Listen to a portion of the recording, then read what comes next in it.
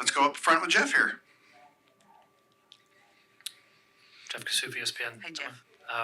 How did you feel about the group's effort in terms of choosing between moments of transition and keeping it, and how do you assess sort of the ultimate final product in the final third there? Well, break it down probably from first half, second half, then first half, 30 in the second half, and then with the changes it made, it probably in 3 parts. I think the first half really started the game really well. So it was a good intensity, great chances. I think we rushed our play a little, and intention is good. You know, so I can't fault or criticise the players for that, but it's teaching them the right moments, when to progress and when not to progress. And then in and around the penalty box, how to access the right spaces in the right moments at the right time is going to take a little bit of time. But we made an adjustment at half time. I thought the team adapted really well to that really quickly, considering we've only just embedded structural principles. So I thought we were really dynamic with our movement in the first 15 of the second half. Good rotations, good decision making. It's the execution in and around the penalty box. It's just the small details, like check to see where the goalkeeper is, or check to see where you are in relation to the goal, and just maybe just take in an extra minute, an extra second, I think.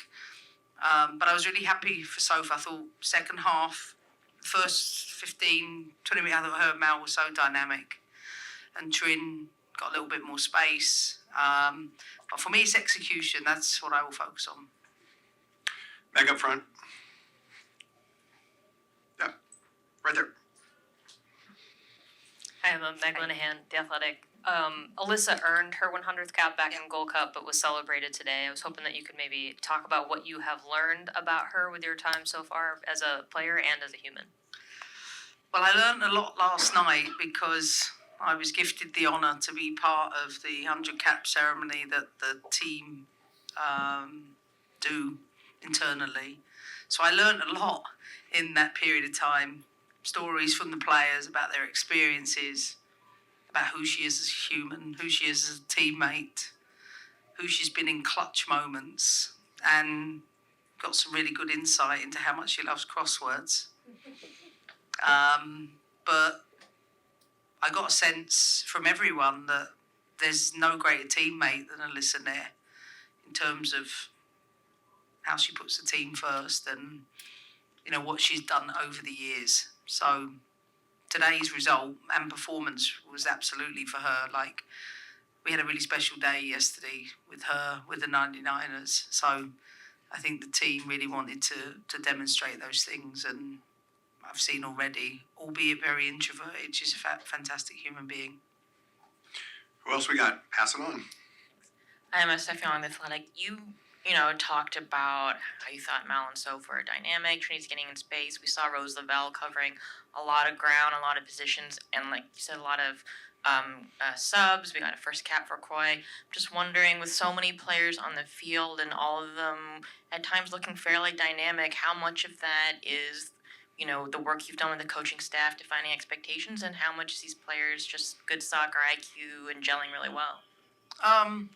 Well, I'm always going to say it's great coaching because I value my profession, and coaching is about putting players in the right positions to be able to perform. And of course, the qualities of these players are there to deliver those things, but my job is to put us in the best possible positions and being versatile within the game, because we're playing against a team who's very well coached, who shut off spaces, and you have to constantly find where they are and how they change. And that's the part of coaching I enjoy the most, like adapting.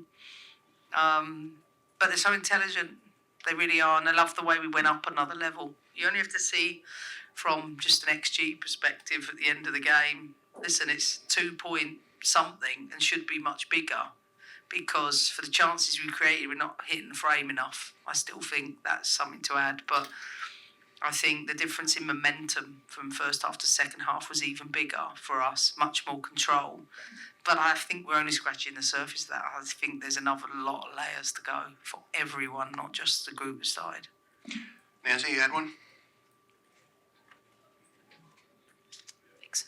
Emma Nancy Armour, USA Today Sports. Kind of piggybacking off of that, how nice is it to have three players like Soph, Mal, and Trin? And Soph and Mal have played together for a while, but how much can you see them building that chemistry, and how much further can they go?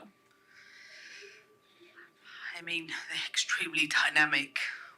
When we attack, it can be done really quickly, but it can't be just that. There's going to be moments we can't, and we have to be a little more indirect and switch the pitch a little more and recognise the moments when we get locked into one side. So there's no denying when the game opens up, I think we thrive. My goal is to thrive in all moments.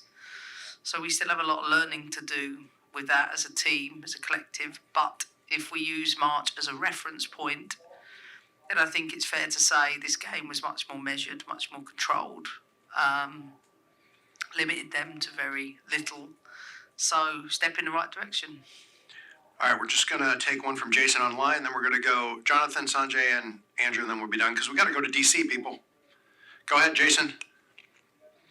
Hi, Emma. Thanks for speaking with us. I wanted to ask a little about Rose's role today. We're used to seeing her create off the dribble on a regular basis, and today it seemed much more of her threat was coming off the ball, breaking in behind Mexico's line. I was wondering if you could comment on her performance and that aspect of it in particular. To be honest with you, I need to watch it back to answer all of that the way that you might want me to. And I say that because there's just so many things that you're looking at in a game. That's why you analyse it. But I think she can be a threat short, and I think she can be a threat long. I think when teams block the inner corridors and you can't get straight passes up, you have to be more rotational to get on the ball. But she's so intelligent, really, really intelligent player, and someone that I think recognises those things. But until I watch it back, I can't really comment any more than that, to be honest. Jonathan. Jonathan Tannenwald, the Philadelphia Inquirer, Emma.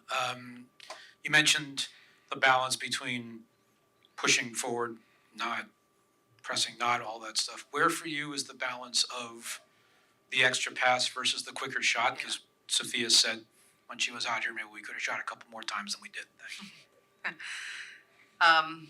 That's what I love about her. Is she's thinking like that. For me, it's when you get around the penalty box and the team and opponent is already set. You have to work the box a little better, and also always maintain width. Sometimes I think we're a little impatient. We want to be intricate, quick touch shot. I don't think we do enough to break the opponent down and get into the key areas. We want to go from one end to the other quite quickly, and it's just having different skill sets. And I think hopefully that's what I bring to the team, is a bit more knowledge in and around when the right moment is to go directly to goal and when not to. Sanjay. Hey, I'm Sanjay from Backfield. You were asked about Rose's role. I just wanted to ask about Lindsay. It seemed like she was trying to receive the ball a bit higher in the second half. Could you talk about any instructions, adjustments at halftime, and how you think that dynamic went with her and Rose? I really won't talk tactically because I want to win, and it just won't happen. I will say that yes, we made some changes, and you are correct in your observation, but I'm not going to go into detail about what we did exactly. But Lindsay. What I will say is that Lindsay has been off the back of not playing from Leon's season ending, so 60 minutes was the right amount. Consider it's a build-up game for her. And Lindsay, as I've mentioned before, can easily play an 8 in the 10 position, and her opening up the pitch for us, I think, added another dynamic. We'll finish with Andrew. Go ahead.